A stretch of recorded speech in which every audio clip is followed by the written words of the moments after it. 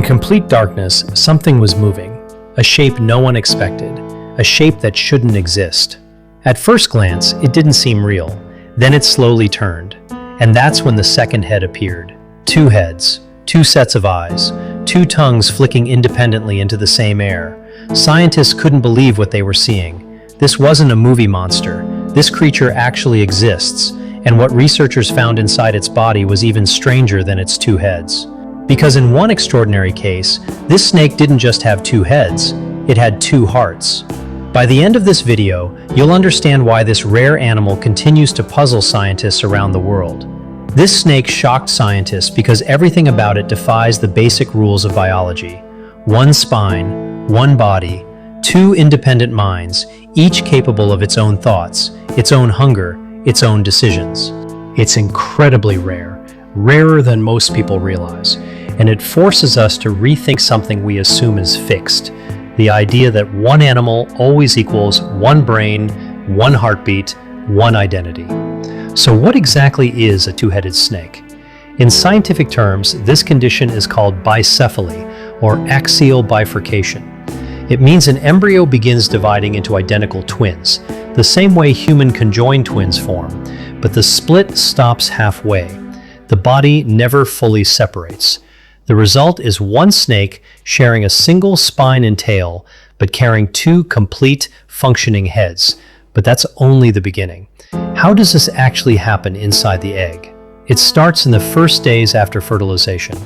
A single fertilized egg is supposed to either stay whole or split completely into two separate embryos, like identical twins. But sometimes the split begins and then stalls. The cells destined to become the head and neck duplicate. The rest of the body does not. So the snake grows two heads fused to one shared torso. This isn't caused by radiation, chemicals, or anything supernatural. It's a random developmental error, similar to conditions seen in birds, turtles, and even humans. Scientists are still researching exactly why the split halts where it does, and why some embryos survive it at all. Now here's where things become even more unbelievable. Does this snake really have two hearts? In most bicephalic snakes, the internal organs stay mostly singular. One heart, one set of lungs, feeding into two necks that eventually merge. But in certain rare individuals, the duplication goes further. The heart itself splits into two separate, functioning organs, each beating with its own rhythm, each pumping blood through a body that must somehow keep both halves alive at once. This is exceptionally uncommon. Herpetologists who've studied these cases describe it as one of the most extraordinary variations of bicephaly ever documented, a reminder that no two two-headed snakes are exactly alike. However, the real surprise came when researchers looked at how the two heads actually behave. Can two heads on one body really think for themselves? Yes, and this is where it gets unsettling. Each head has its own brain, its own nervous system, and its own personality. One head might be curious and alert, the other might be timid or aggressive. They don't always cooperate. In fact, the two heads frequently compete. When food appears, both heads may lunge for it at the same time, sometimes even attempting to bite each other by accident, mistaking their twin for prey. Zookeepers who care for two-headed snakes often describe a strange rivalry, like two siblings trapped in the same body, each trying to take control. This is where everything changes, because survival requires something no single-headed snake ever has to manage: coordination between two competing minds. So how does a two-headed snake actually move, eat, and survive? Movement is one of the biggest challenges. A normal snake's whole nervous system works as one unit, but with two heads sending different, sometimes conflicting signals, the body can struggle to decide which direction to go. Some two-headed snakes develop a dominant head that controls most movement. Others seem to negotiate, pausing and shifting as if working out a disagreement. Eating is even harder. If both heads try to swallow prey from opposite ends, the snake can choke, sometimes fatally. In captivity, caretakers often feed each head separately, at different times, just to avoid conflict. In the wild, this kind of division would be a death sentence. Predators notice hesitation, and a snake that can't decide which way to slither is an easy target. That's why almost no two-headed snakes survive long in nature. Nearly every documented case alive today exists only because humans found them, protected them, and gave them a controlled environment where competition between two heads wouldn't mean starvation or being eaten alive. But just how rare is this condition really?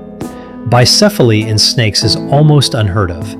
Estimates suggest it may occur in roughly 1 out of every 10,000 to 100,000 births, and that's only counting the ones that survive to hatch, since many embryos with this condition never make it out of the egg. Across all recorded history, only a small number of two-headed snakes have been documented long enough for scientists to study them in detail. Every single one becomes a rare opportunity to understand how far biology can bend before it breaks. That rarity is exactly what makes each case so valuable and so fragile. The challenges these snakes face never really stop. Predators exploit their slower, uncertain movements. Feeding remains a constant risk.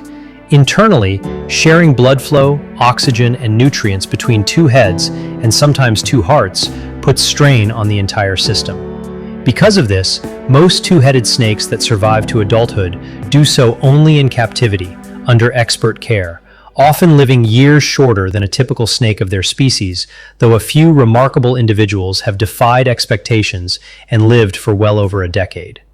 Now let's talk about some of the most famous two-headed snakes ever discovered.